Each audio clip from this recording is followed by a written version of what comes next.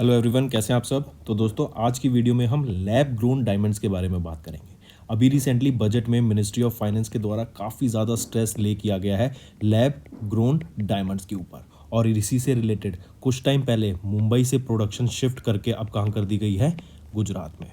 जिसकी वजह से आप देखेंगे जो आर्टिफिशियल डायमंड, जो ये आपके लैब ग्रोन डायमंड है, हम इसको आर्टिफिशियल डायमंड भी बोल सकते हैं। इनकी बदौलत हम देखेंगे इंडिया में जो डिमांड है and all over the world artificial diamonds की, वो बहुत ज़्यादा बढ़ने वाली है, या हम कहें डायमंड्स की डिमांड बहुत ज़्यादा बढ़ने वाली है।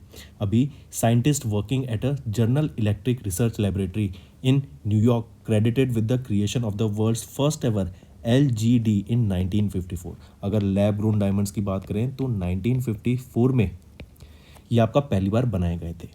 फिर जो ये लैब ग्रोन डायमंड्स हैं, इनको मैन्युफैक्चर किया जाता है लेबोरेटरीज में as opposed to naturally occurring diamonds. और हम जानते हैं जो सबसे हार्डेस्ट सब्सटेंस होता है वर्ल्ड का अभी तक, कौन सा है, वो डायमंड। ठीक है। However the chemical composition and the other physical and optical properties of the two are same. Naturally occurring diamonds क्या है कि हीट एंड प्रेशर से over the long period of time ये अपने डिपॉजिट होके बन गए हैं, लेकिन हमें लाइब्रेटरी में बनाने हैं, जल्दी बनाने हैं, क्विक बनाने, तो हम उसको आर्टिफिशियल कह देते हैं। और वही कंडीशन, वही प्रेशर हम उसको प्रोवाइड करते हैं कार्बन को, ताकि ये डायमंड बन सके। और हम जानते हैं कार्बन से ही क्या है आपका दूसरा रूप कार्बन का, डायमंड। इसके बारे में आगे पढ़ें तो they are mostly manufacture through two processes. एक है हाई प्रेशर और हाई टेम्परेचर, जिसको HPHT बोलते हैं, और दूसरा है chemical vapour deposition, CVD method. Both HPHT and CVD method are growing diamonds artificially begin with a seed a slice of another diamond. ठीक है। तो इन दोनों तरीकों से आपके आर्टिफिशियल डायमंड्स को बनाया जा सकता है। हाई प्रेशर हाई हीट की बात करें तो यहाँ पर जो सीड है along with pure graphite carbon को एक्सपोज किया जाता है of temperature more than 1500 degree Celsius at extremely high pressure पर। और जो CVD मेथड है, यहाँ पर जो सीड रहता है डायमंड का छोटा जो यूज़ किया जाता है, उसको अराउंड 800 डिग्री सेल्सियस की तरफ लिया जाता है in a sealed chamber filled with carbon rich gas. क्यों इंपॉर्टेंट है? अब देखो, एक तो हम जानते हैं कि हमारे एटमॉस्फेयर में कार्बन बहुत ज़्यादा बढ़ गया है, CO2 बढ़ गई है, तो क्यों ना हम एक ऐसा एक्सट्रैक्शन मेथड निकाल लें कि हम कार्बन डाइऑक्साइड से हम कार्बन को एक्सट्रैक्ट करें और इस कार्बन से हम उसका डायमंड बना सकें। बिल्कुल प्रोसेस जाहिर है। ठीक है। तो इन्वायरमेंटल फुटप्रिंट को रिड्यूस करने में बहुत काम आएगा, और इसी की मदद से जो हम ये डायमंड्स बनाते हैं लेबोरेटरी में, इसमें जो हमारा कॉस्ट निकल के आता है सामने, वो बहुत ज़्यादा कम होता है, क्योंकि इसमें तो हम कार्बन का यूज़ कर रहे हैं टू मेक डायमंड।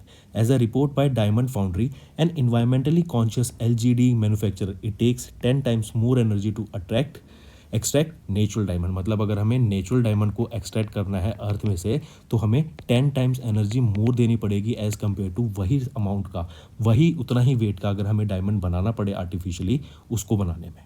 इसीलिए तो हम कह सकते हैं कि कहीं ना कहीं जो आर्टिफिशियल डायमंड्स हैं वो ज़्यादा इकोनॉमिक फ्रेंडली रहेंगे और even environment friendly. Next, what is the scenario of India's diamond industry. अब इंडिया की डायमंड इंडस्ट्री का क्या है कि अगर हम बात करें, India is the world's largest cutting and polishing centre for diamonds that accounts for 90% of the polished diamond manufacturing globally. This is attributed to factors such as easy availability of high-skilled labors, cutting-edge technology and lower cost that is involved in the manufacturing. तो जैसे मैंने बताया, India में जो diamond की demand है and globally 90%, अगर हम पूरी दुनिया की बात करें तो cutting and polishing centre diamond India में ही है। और मुंबई से आर्टिफिशियल डायमंड की जो प्रोडक्शन है, मैन्युफैक्चरिंग है, उसको कहाँ शिफ्ट कर दिया था, गुजरात में। सूरत, गुजरात, जो कि गुजरात में है, is the global hub for diamond manufacturing. काफ़ी important. The US is the biggest market for cut and polish diamonds, while China is close to the second. India का कंट्रीब्यूशन 19% रहता है of the total diamond export in the world. UAE is also the largest exporter destination for Indian gold jewellery, accounting for 75% of the south Asian country jewellery export to UAE।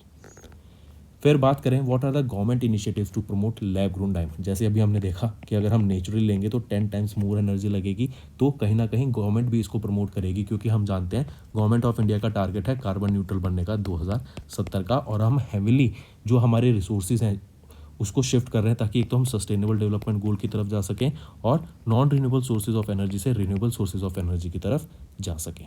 तो 2023 में भी जो union budget ने promise किया, जो basic custom duty है on the seeds and used in the manufacturing of lab grown diamonds, उसको कम कर दिया जाएगा, will be reduced from 5% to 0 कर दिया जाएगा। A 5-year research grant will also be provided here to one of the IITs for research and development in the field of lab grown diamond. And Ministry of Finance ने also propose किया creation of a new tariff lines to help better identification of the number of products. ठीक है, तो friends ये था हमारा session. अगर session पसंद आया तो वीडियो को लाइक कर दीजिएगा, चैनल को सब्सक्राइब कर दें और इसको शेयर भी करें अपने दोस्तों के साथ ताकि हमें मोटिवेशन मिल सके to make prepare better content for you guys.